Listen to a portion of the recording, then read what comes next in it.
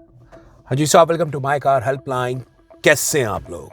जो आज का सेशन है उसमें बात कर रहे हैं अबाउट टॉप 5 एक्सेसरीज जो 2025 के हिसाब से आपको अपनी कार में वो मॉडिफिकेशन नहीं कराना है, और टॉप 5 कार एक्सेसरी जिसको आप 2025 में अपनी कार में ऐड अप कर सकते हैं। पहला है बॉस, एक Chinese touch screen music system. Somehow बाजार में एंड्रॉयड म्यूजिक सिस्टम के नाम पे 5 से 7 हजार 8 हजार रुपए की रेंज में एक फ्लरी आ गई है about the touch screen systems की अपनी कार में टच स्क्रीन लगवाएं।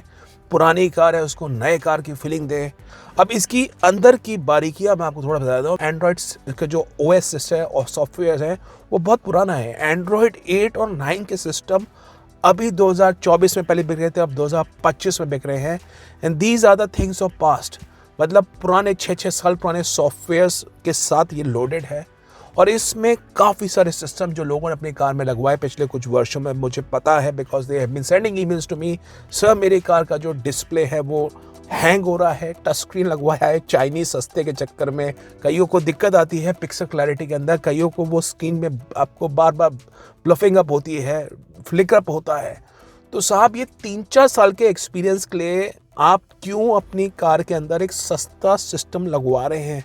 अगर जाना ही है टच स्क्रीन के लिए, going for the branded system from Sony, going from the branded system from Pioneer. जो दूसरा अपडेट लोग अपनी कार में मॉडिफिकेशन करवाते हैं specially for the new cars is that they upgrade in the horns. और दूसरा कार की हेडलाइट के बारे में। हॉर्न के बारे में ऐसे है कि साहब वो जाते हैं कार के अंदर पावर हॉर्न्स, ऐसा हॉर्न बजाऊं लोग आमने सामने गाड़ियां हो सब तितर बितर हो जाए। मेरे पास ऐसा हॉर्न हो कि लोगों के कान एकदम घबराहट हो जाए। साहब बहुत बड़ी सरदर्दी हो सकती है, बता रहा हूँ। एक तो इलीगल है कार का हॉर्न को किसी प्रकार से मॉडिफिकेशन करवाना, दूसरा कार की वारंटी वाइड हो सकती है, तीसरी कार में फायर की समस्या भी हो सकती है। विश्वास मानिए, जो ये इलेक्ट्रिकल वायरिंग करते हैं बाजार के अंदर, इंसुलेशन टेप होती है वो बहुत ही घटिया क्वालिटी की होती है।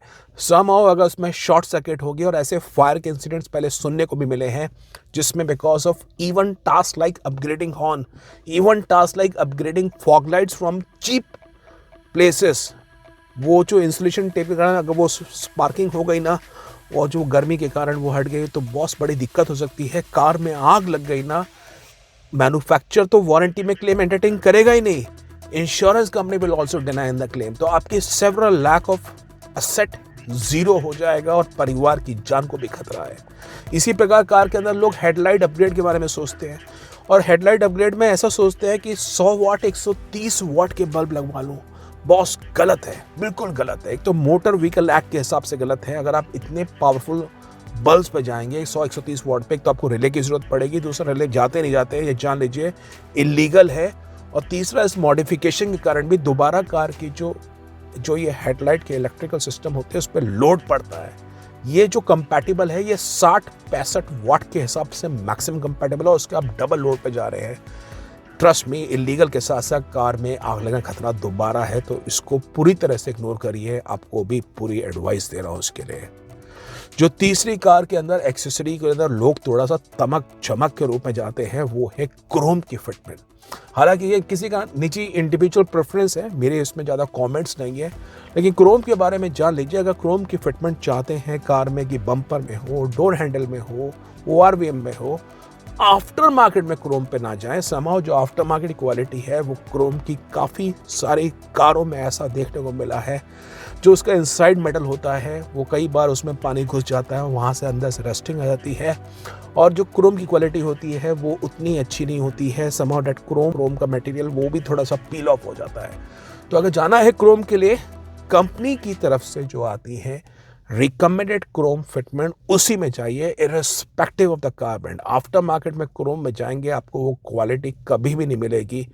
आपको रिकमेंड कर रहा हूँ। बाकी क्रोम का ऐसा कोई फायदा नहीं है। You are buying a car, you not buying a चम्मच या बर्तन या यूटेंसिल जिसमें आपको क्रोम की फिटमेंट करानी पड़े। तो एक बात है, बाकी तो मर्जी आपकी है। जो चौथी कार एक्सेसरी जो लोग आजकल अपनी कार में लगवाने लगे हैं द लास्ट 2 और 3 ईयर्स, वो है एक seat belt buckle, which is a faux seat belt buckle.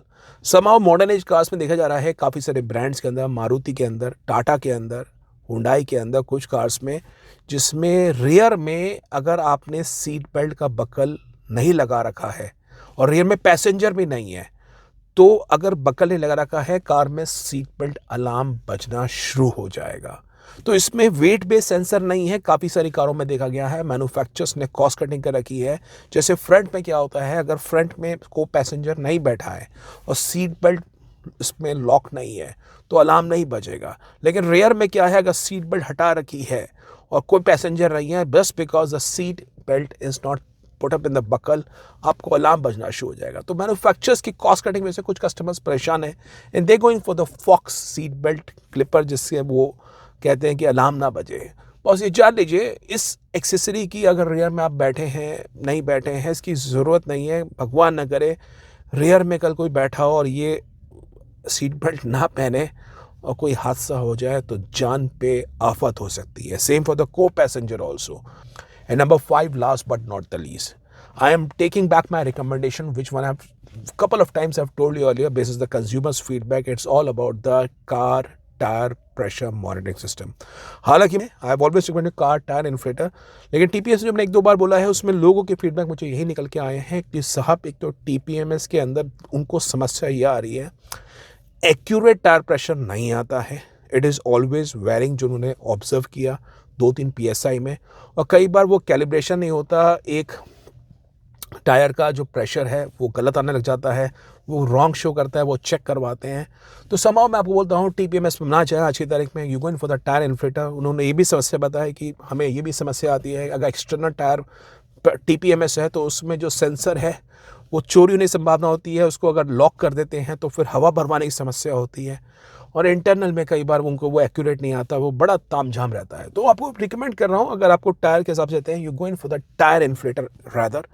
बड़ा ज़रूरी है टायर इन्फ्लेटर। एक तो आपको टायर का आप हवा का कितना प्रेशर है वो चेक कर सकते हैं, रास्ते में कहीं जा रहे हैं, हवा कम है, हवा भर सकते हैं, and it will prevent you stand on the road. In fact for every long trip, every Fortnite basis आप अपनी कार में एक्यूरेट टायर प्रेशर की हवा चेक कर सकते हैं और हवा भर भी सकते हैं, तो इससे कार की फ्यूल एफिशिएंसी भी ऑप्टिमाइज होगी। So instead for the TPMS, going for the tyre inflator, और अच्छे टायर इन्फ्लेटर का लिंक मैं आपको वीडियो के डिस्क्रिप्शन बॉक्स में दे रहा हूँ। तो ये 5 एक्सेसरीज ऐसी हैं जिसको आपको अवॉइड करना है। अब कौन सी ऐसी कार एक्सेसरी है जो आपको अपनी कार में लगवाना है, तो देखिए, मैं ये लिस्ट पहले भी आपको शेयर कर चुका हूँ। इस वीडियो में कंसाइज लिस्ट बता रहा हूँ, इसको परचेस का लिंक वीडियो के डिस्क्रिप्शन बॉक्स में दे दूंगा। पहला तो है बॉस डैश कैम, और डैश कैम की इंपॉर्टेंस यही है कि इमरजेंसी सिचुएशन में it gives you a proof of evidence. तो फ्रंट का डैश कैम लगवाएं, ड्यूल चैनल लगवा सकते हैं, फ्रंट और रियर, और आजकल तो 3 चैनल भी आते हैं इसमें, फ्रंट रियर कैबिन के हिसाब से। दूसरा, मैंने आपको टायर इन्फ्लेटर बताया, आप इसमें पावर वाले टायर इन्फ्लेटर ले सकते हैं, उसमें आपने कनेक्ट किया और just easy to push in, या आप मैनुअल वाला ले सकते हैं। दोनों का पर्पस सेम है, आप एयर प्रेशर चेक कर सकते हैं, हवा भर सकते हैं, will prevent you stand on the road. जो तीसरी एक्सेसरी है वो है कार में हैमर। बड़ा ज़रूरी है, हैमर कैन प्रिवेंट यू, अगर कार में आपने किसी भी प्रकार की कोई भी एक्सटर्नल एक्सेसरी फिट कर रखी है, हैमर ज़रूरी है। आपके जो शीशे हैं इसको ब्रेक करके आप कार में बाहर निकल सकते हैं, भगवान न करे कार में आग लग जाए। जो चौथी कार एक्सेसरी है वो हर मैनुअल ट्रांसमिशन कार में होनी चाहिए, वो है गियर लॉक। 1800 से 2000 रुपये का आता है और आपकी कार को चोरी होने से बचा सकता है, क्योंकि गियर लॉक तोड़ने में बड़ा समय लग जाता है, and a thief would not like to spend too much time in doing this.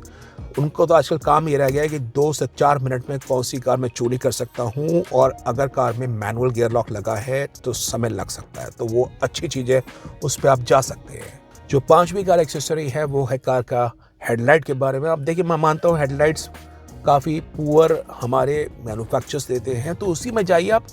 Same wattage के बल्ब्स वो आते हैं फिलिप्स के एक्सट्रीम विजन प्लस में, ओसराम के नाइट ब्रेकर में। आपकी कार की जो हेडलाइट की ब्राइटनेस है वो एग्जिस्टिंग बल्ब से 50 to 60% ज़रूर बेहतर हो जाएगी। जो अगली कार एक्सेसरी है वो है कार के GPS ट्रैकिंग के बारे में।